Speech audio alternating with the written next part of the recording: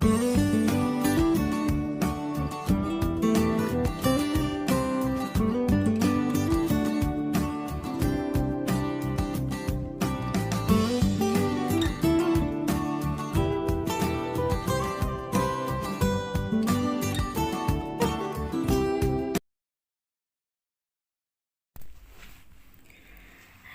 bayiku begitu kencang saat ia sedang pipis.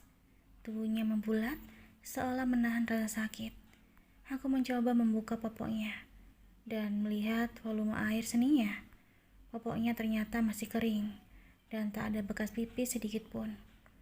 Akhirnya, aku memutuskan untuk tak menggunakan popok lagi untuk Hafiz. Setelah seminggu lamanya tak mengenakan popok, Hafiz tak lagi menangis saat ia pipis. Namun tubuh bayiku tetap saja terlihat selalu membulat, sembari menggeliat tubuhnya seperti biasa.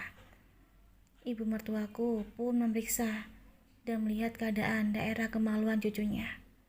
Benar saja, bayiku tak seperti bayi lainnya yang memiliki buah zakar yang normal. Hafiz malah hanya memiliki satu saja. Aku pun menceritakan hal itu pada Mas Bram, dan keesokan paginya kami pun membawa Hafiz ke rumah sakit untuk diperiksa oleh dokter spesialis anak.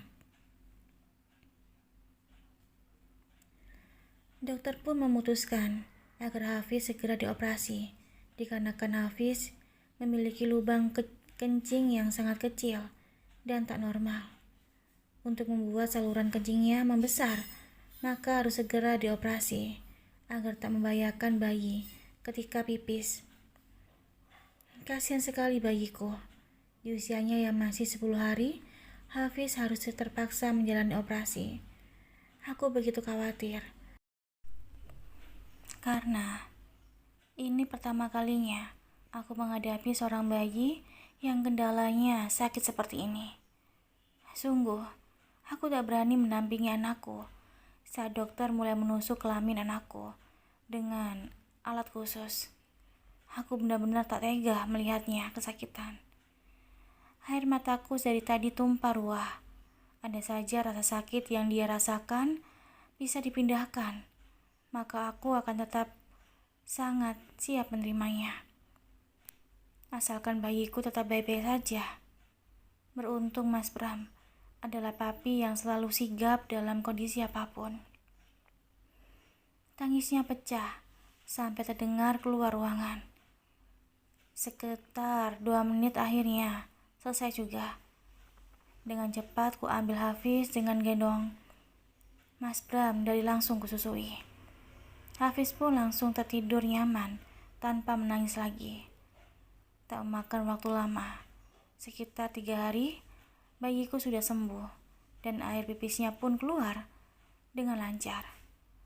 Buah pelirnya yang tadinya terlihat satu, kini sudah normal kembali, seperti bayi pada umumnya.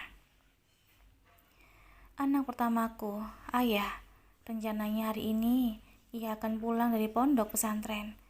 Ayah tak diperbolehkan pulang dan izin sembarangan jika tidak dalam keadaan mendesak dan darurat. Karena memang peraturan dari dulu di sekolahnya seperti itu. Saking ketatnya peraturan di sana. Umi, Abi, ucap Ayah. Mas Bram mengeritkan dahi karena tak biasa Ayah memanggilnya dengan sebutan Abi. Abi, mulai sekarang panggilan Ayah berganti, jelasnya sambil memeluk Mas Bram. Ayah memandang adiknya yang sedang tertidur lelap. Ayah membacakan sebuah doa khusus untuk adiknya, lalu mencium Hafiz dengan lembut. Wajah Ayah begitu sangat bahagia melihat adiknya. Makasih Umi, adik Ayah tampan sekali. Ayah tak sabar menunggunya cepat besar agar Ayah bisa mengajaknya bermain, ucap Ayah tak sabaran. Setiap subuhnya Hafiz selalu menangis, seolah sebagai bertanda untuk membangunkan kami. Kedua orang tuanya, aku dan Mas Bram baru saja memejamkan mata 1 jam lamanya. Dan kini Hafiz sudah terbangun. Aku yang masih dalam keadaan masih nifas, terpaksa beristirahat setelah sholat selama 1 bulan lebih. Mas, tak terasa ya, sayang bayi kita Hafiz kini sudah berumur 3 tahun, ucapku pada Mas Bram. Iya sayang, begitu cepatnya waktu berlalu, ucap Mas Bram menatapku. Dan kini ayah sudah beranjak remaja, dan ayah melanjutkan pelajarannya ke jenjang SMA. Ayah sudah mempunyai dasar pengetahuan tentang ilmu agama semenjak dirinya menuntut ilmu di pondok pesantren. Ayah anak sulungku bercita-cita ingin menjadi tentara Republik Indonesia nantinya. Wajah ayah semakin remaja, semakin terlihat sangat tampan seperti mudanya Mas Bram. Cuma yang membedakan, ayah sangat murah senyum dan lebih kalem. Tak seperti abinya yang dingin dan cuek. Bi, panggil si kecil kami Hafiz. Ucapannya masih belum begitu jelas dan cadel. Tak heran, jika setiap lelahnya bekerja, maka rasa capeknya hilang seketika melihat Hafiz yang menggemaskan. Ia begitu lucu dan balita yang sangat aktif. Segala sesuatu, Hafiz ingin mengetahuinya. Tak heran, ada apapun yang membuat Hafiz tertarik, selalu saja ia bongkar, karena keingintahuannya yang tinggi. Pernah kala itu, Hafiz melihat Mas Bram sedang membenarkan sepedanya. Kala itu, aku lengah dari penjagaanku, dan anakku Hafiz menghampiri sepeda yang barusan diperbaiki Mas Bram, untuk ia praktekkan lagi, seperti yang dilakukan abinya. Karakter anak akan membentuk ketika apa yang dilihat dan dirasa itulah yang akan ia tiru. Ibarat kertas putih bersih, tak bernoda. Jika kedua orang tuanya memberikan coretan dengan contoh yang tak baik, maka seorang anak akan menirunya. Karena sifat dasar seorang anak adalah peniru yang ulung, jadi sebisanya kami memberikan contoh dan mendidik Hafiz dengan baik. Kami bukan orang tua yang sempurna, namun kami selalu berusaha memberikan yang terbaik buat mereka. Dan itu pun tak luput dari doa dalam hati dan lisan kami setiap saat. Saat ia hendak memutar roda sepeda, sepeda itu pun jatuh, hampir menimpa seluruh tubuhnya. Hafiz menangis kencang, dan aku berlari melihat keadaannya. Benar, anakku kakinya terjepit oleh roda sepeda. Sayang, cup. Anak Kumi tadi sudah berhasil memperbaiki sepeda ya? Lain kali hati-hati ya sayang, ucapku memeluk dan mengusap punggungnya. Sesaat Hafiz tenang dan merasa nyaman. Tak menyerah, Hafiz kembali ingin melakukannya lagi. Aku pun mengizinkannya sambil mendampinginya. Begitulah caraku mendidik Hafiz. Ia menyukai sesuatu yang membuat ia tertarik. Selama sesuatu itu tak membahayakan baginya, aku akan menurutinya sambil mengawasi. Karena hal itu sangat membantu pola pikir anak dan juga kecerdasannya. Membiarkan bebas dan mengekspor sesuai imajinasinya anak, agar motorik halus pun maupun motorik kasarnya berfungsi dengan baik. Dari bermainnya, ia juga bisa sambil belajar di dalamnya. Aku sebagai ibu tak ingin mengajarkan anakku sejak dini untuk menuruti semua kemauan yang diinginkannya. Misalnya, Hafiz menginginkan sesuatu yang tak dibutuhkan untuk usianya, maka aku tak akan pernah menurutinya. Karena sesuatu yang tak dibutuhkan, anak akan menjadi sia-sia dan mubazir baginya. Hingga kelak karakter itu, jika sudah terbentuk sejak dini, maka besarnya ia akan bisa menghargai sesuatu dan terbiasa hidup dengan sederhana dan tak menuntut keadaan dengan ambisinya. Prinsip kami dengan Mas Bram, menyatu dalam cara mendidik anak-anak kita. Aku benar-benar bahagia dan bersyukur mempunyai keluarga yang baik, suami yang baik, mertua yang baik, anak-anak yang baik, terlebih kehidupan ibu dan abi yang juga bahagia.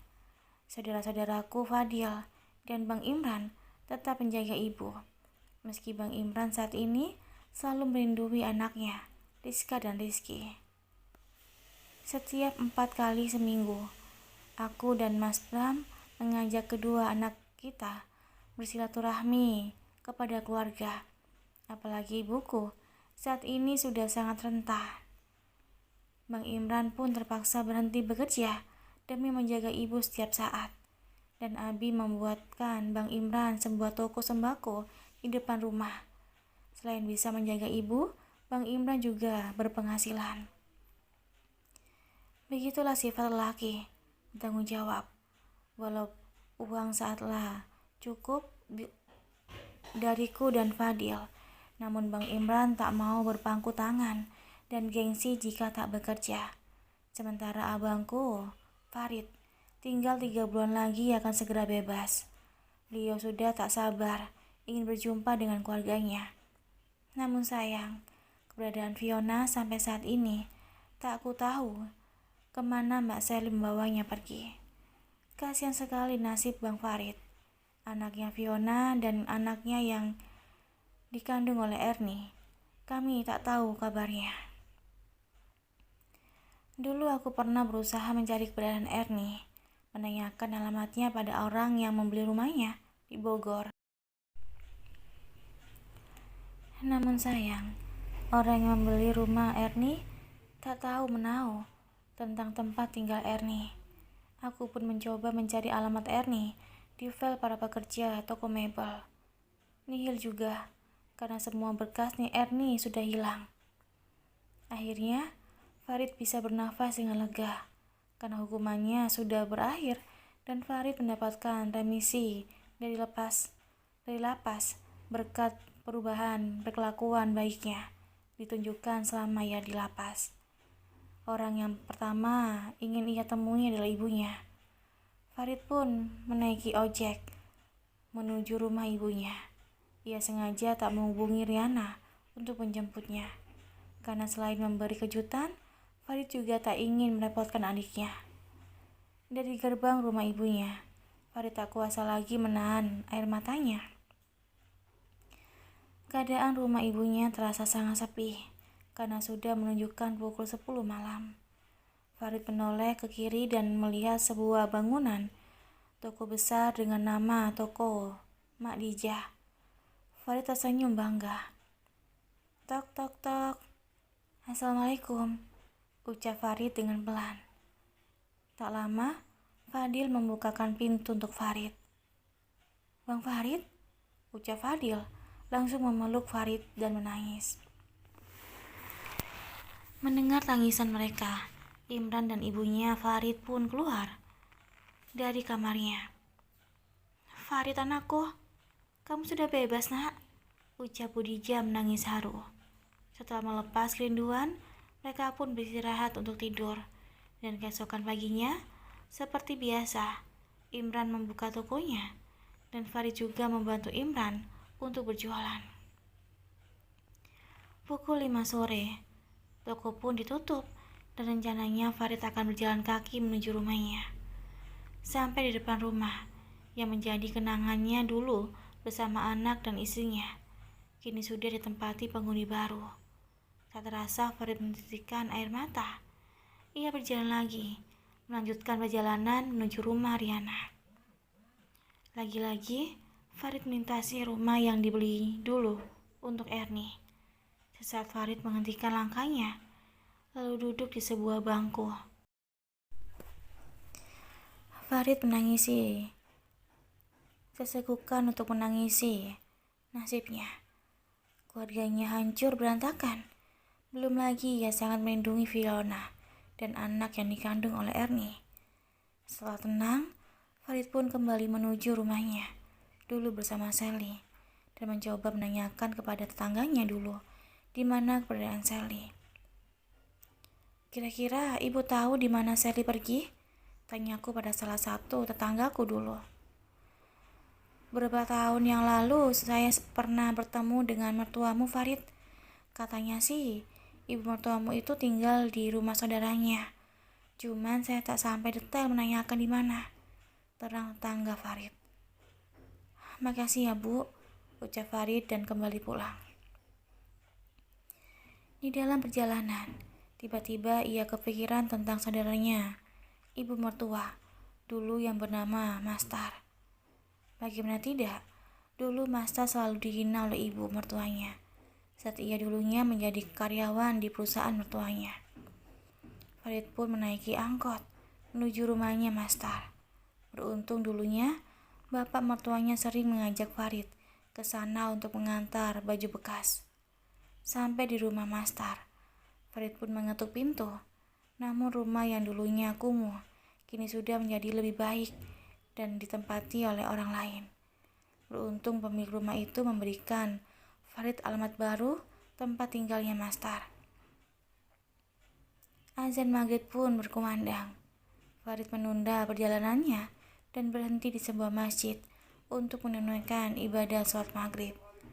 Setelah itu, Farid melanjutkan perjalanannya kembali sekitar 20 menit.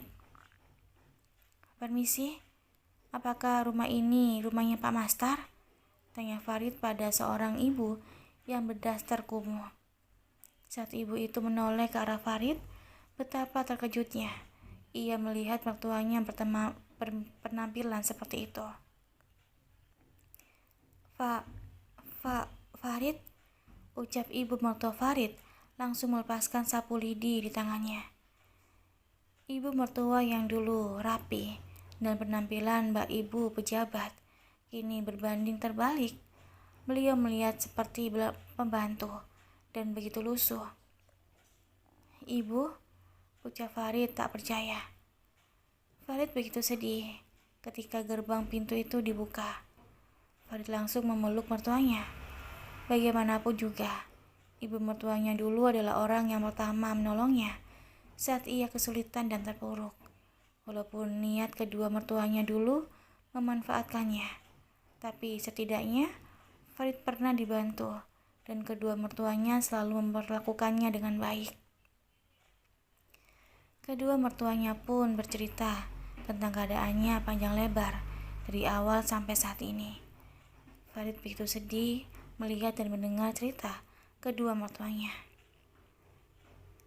Hidup umpama roda, sekali di atas, pastinya akan jatuh ke bawah juga. Jika sedang berada di atas, tak perlu menganggap diri kita megah dan sombong. Dan jika di bawah, tak perlu kita merasa diri terlalu terhina. Terbetul langkah kita. Cari di mana letak kesalahan dan kekhilafan kita dan mencari jalan tujuan untuk keberkahan serta ridho Allah.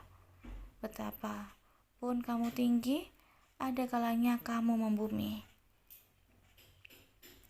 Nabi Shallallahu Alaihi Wasallam bersabda, sesungguhnya Allah mewahyukan kepadaku untuk memiliki sifat tawadu. Janganlah seseorang menyombongkan diri atau membanggakan diri dan melampaui batas pada yang lain. Hadis riwayat Muslim nomor 2865. Farid pun membawa kedua mertuanya untuk tinggal di rumah kontrakan. Ibu dia begitu bangga dan mendukung keputusan yang telah diambil oleh anaknya, Farid. Ibu dia tak mau mantan besannya itu merasakan kesakitan yang dulunya ia rasakan harus mengalami juga oleh orang lain. Sedikitpun Budija tak mempunyai dendam, malah rasa iba dan kasihanlah yang timbul di hatinya. Ibu Dija begitu sangat bahagia melihat seluruh anaknya sukses dan menjadi pribadi yang diminta setiap detik oleh lisannya. Air mata yang dulunya mendera, kini berubah dengan senyum yang tak terhingga di setiap sudut bibirnya. Di masa tuanya, Budija kini dikelilingi oleh orang-orang yang baik. Perhatian dari ke tempat anaknya membuat Budija seperti ratu.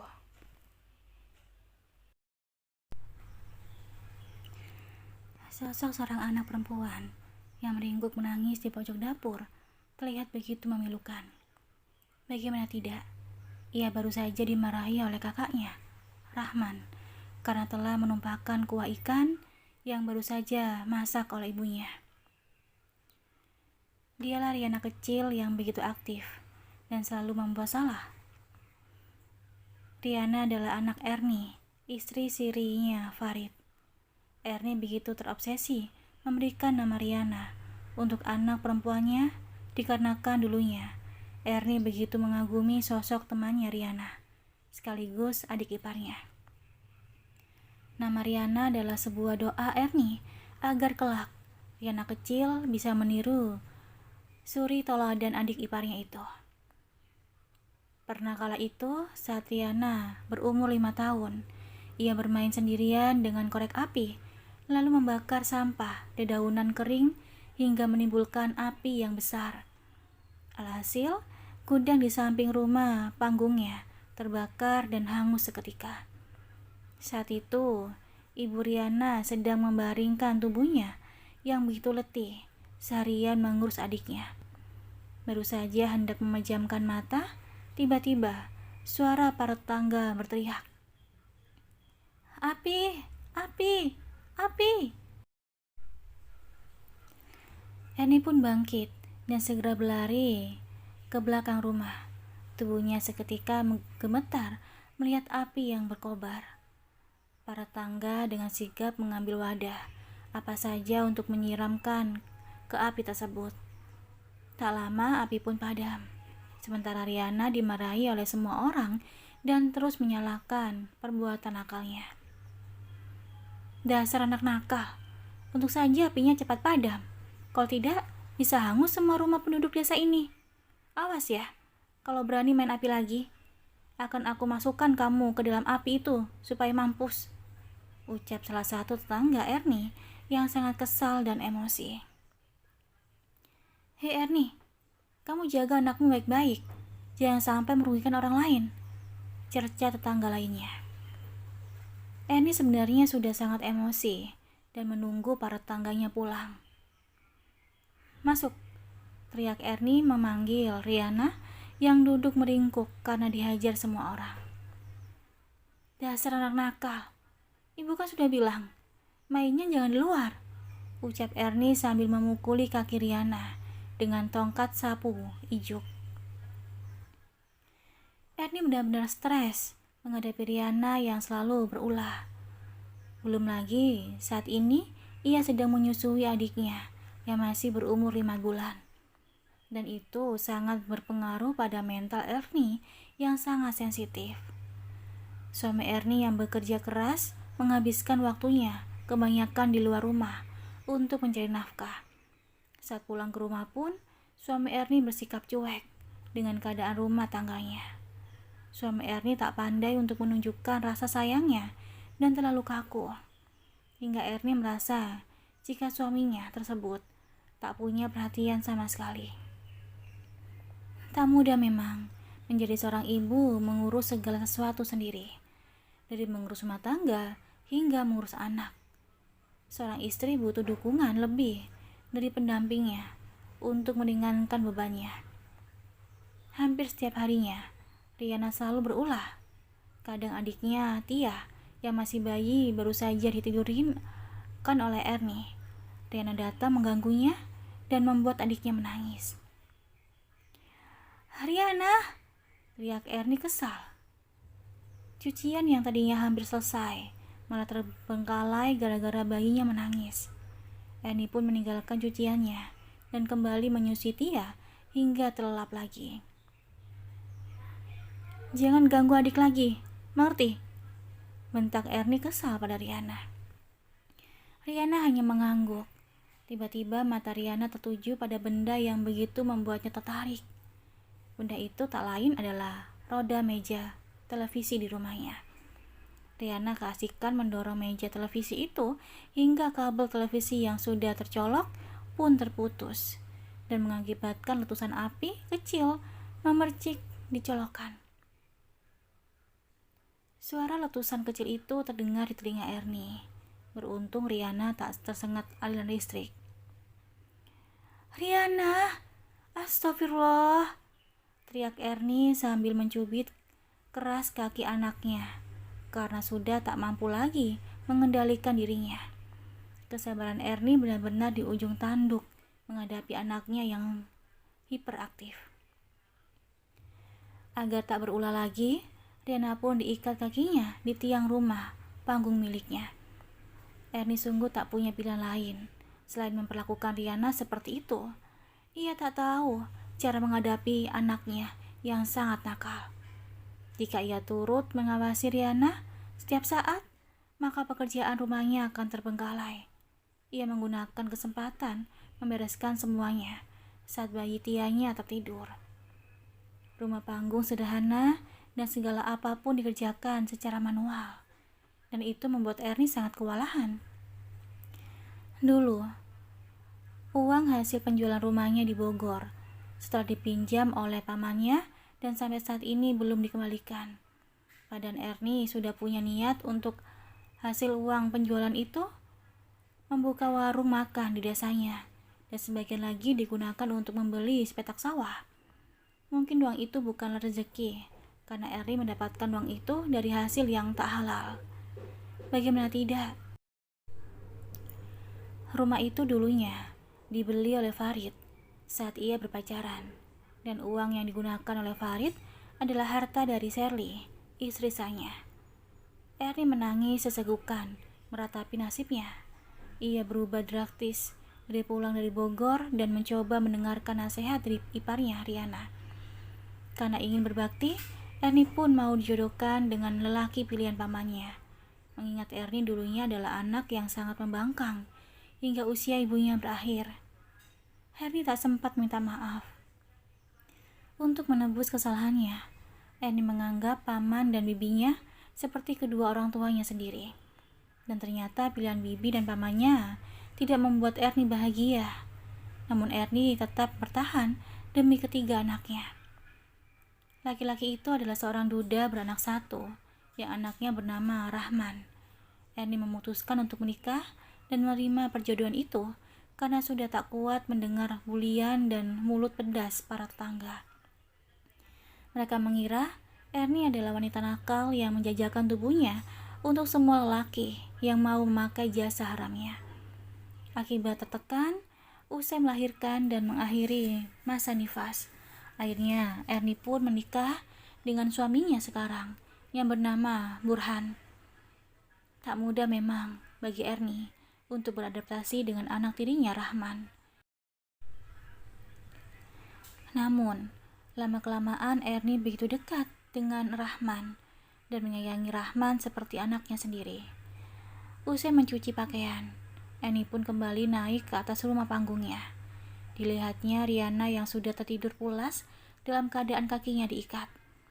Ernie merasa sangat bersalah dan terenyuh dengan anaknya. Air mata Ernie menetes melihat wajah polos yang tak berdosa itu. Riana dan Ernie memeluknya sambil meminta maaf. "Sayang, maafkan ibu nak, maafkan ibu," ucap Ernie terisak lalu membawa Riana ke atas kasur. Ernie berpikir bahwa ujian yang dialaminya sekarang adalah sebuah azab atas perbuatannya dulu.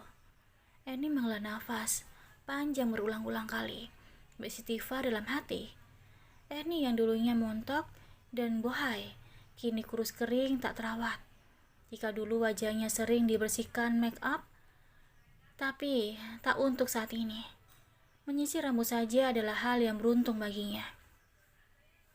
"Bang, anak kita Rahman sudah seminggu ini uang SPP-nya menunggak," ucap Ernie saat tidur di samping suaminya Burhan. Rahman saat ini menginjak kelas 1 SMP. "Besok aku akan cari sisanya. Setengahnya ada di kantongku," ucap Burhan. Ernie pun merogoh kantung celana suaminya yang dipakainya berulang kali, namun enggan untuk mau dicuci oleh Ernie. Tak ada pembahasan tentang anak ataupun sekedar menanyakan apa yang dirasakan Ernie dalam keseharian ini. Setiap harinya aktivitas Ernie mengurus rumah tangga dan anak. Kadang ia jenuh, namun jika tak dikerjakan, maka rumah dan anak-anaknya akan terbengkalai. Kini Riana sudah memasuki kelas 4 sekolah dasar dengan usia 9 tahun. Tak tak tak. Bu Ernie, anak ibu Riana berulah lagi. Dia mendorong temannya di kelas hingga kepalanya bocor. Ucap tetangga Ernie dengan nafas yang tersengal-sengal. Apa? Ucap Ernie terkejut. Semenjak Riana lahir, Ernie tak pernah mendapatkan ketenangan. Padahal Riana adalah anak perempuan, namun karakter dan kekuatannya super, seperti anak laki. Dari kejauhan, Ernie melihat anaknya sedang dijewer gurunya dan dihukum untuk berdiri di depan tiang bendera di bawah terik matahari. Ernie yang tadinya emosi menggebu-gebu, kini berubah menjadi sedih saat anaknya mengusap keringat di dahinya karena kepanasan. Hati seorang ibu mungkin keras saat ia marah jika dilihat dengan kasat mata. Namun saat melihat anaknya disakiti oleh orang lain, maka tak seorang ibu pun yang menginginkannya. Ibu, Riana tidak mendorongnya. Ia jatuh dengan sendirinya karena kakinya terkilir. Teman Riana mengejek sepatu Riana. Ucap Riana membela dirinya sambil memperlihatkan sepatunya yang sudah mengangah akibat terlepas dari helmnya. Tak sadar Ernie tak kuasa menitikkan air mata. Namun kesedihannya itu tak terlihat pada anaknya Riana. Saat Ernie masuk ke ruangan BP sekolah, Ernie pun ditatap sinis oleh guru lainnya di ruangan itu. Ibu, lain kali tolong didik anak ibu dengan baik, agar tak lagi mencelakai orang lain. Beruntung siswa kami segera dibawa ke puskesmas, ucap kepala sekolah Riana. Ya Pak, saya mohon maaf atas kelakuan anak saya. Hanya kalimat itu yang mampu diucapkan oleh mulut Ernie. Walau ia tahu bahwa kesalahan yang dilakukan Riana tidak sepenuhnya bersalah. Ernie pun pulang ke rumah dengan perasaan yang tak bisa digambarkan. Ernie benar-benar menguji kesabarannya menjadi seorang ibu. Ketika Ernie mulai menyerah, ia kembali teringat akan dosanya dulu pada almarhum ibunya. Bu, sepatu Riana tidak bisa digunakan lagi untuk ke sekolah, rengek Riana. Minta sama bapakmu, ucap Ernie. Pak, beliin sepatu Riana, pinta Riana merengek. Hanya jawaban deheman dari bapaknya Riana. Ernie hanya bisa mengelus dada atas sikap suaminya yang kelewatan cuek. Jawaban deheman itu tentunya tidak pasti antara dibelikan atau tidak. Keesokan harinya, Riana tak mau berangkat ke sekolah karena takut diejek temannya lagi. Riana gak mau sekolah sebelum punya sepatu bu. Riana pasti disalahkan oleh guru nantinya. Emangnya Riana harus diam dan tidak melawan iya bu, ucap Riana dengan polosnya. Coba kamu ambil sepatu yang ada di bawah lemari. Itu sepatu bekas kakakmu dulu. Pakai sepatu itu saja untuk sementara, ucap Ernie. Riana pun mengambil sepatu yang dibelikan oleh ibunya. Bu, ini kebesaran untuk Riana. Riana pasti akan diajak lagi sama teman-teman karena kayak Donald Bebek, ucap Riana tak percaya diri. Ernie yang mendengar alasan Riana membuatnya begitu pusing. Sudah, pakai saja yang ada, bentak Ernie melampiaskan kemarahannya pada Riana karena melihat suaminya yang masih tidur dan tak peduli. Pak, tas Rahman sudah sobek, ucap Rahman memperlihatkan tas pada bapaknya. Dengan cepat suaminya Ernie langsung memberikan uang pada anak sulungnya. Riana merasa dibedakan oleh kedua orang tuanya. Jika ia meminta, maka sangat lama sekali untuk dikabulkan. Kelakuan kedua orang tuanya berbeda sekali terhadap Rahman kakaknya. Riana melangkah menuju bawah rumah panggungnya dan menangis sesegukan. Tak ada yang mencoba mengambil hatinya ataupun sekedar melayunya untuk bisa tersenyum. Mungkin karena ia adalah anak yang selalu membuat ulah dan tak penurut, hingga Riana merasa kedua orang tuanya membencinya.